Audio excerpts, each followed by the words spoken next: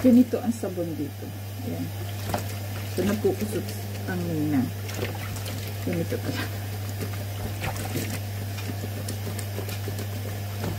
Pero may washing machine naman tayo. Ayan, meron nakaano doon. May mga bagay na hindi ko nilalagay sa washing machine.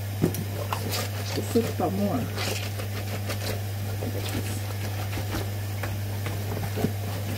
Yung may sabing mahaba ang kuko ni Nina.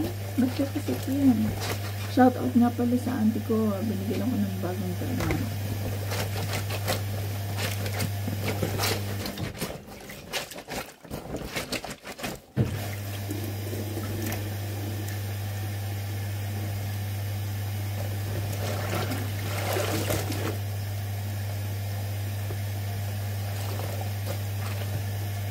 So, yan. Tapos na magkusot si Ninang. Hintayin naman natin yung nakasalang natin sa washing machine. So, isampay ko muna to sa labas. Yan nga. Magsasampay si Ninang.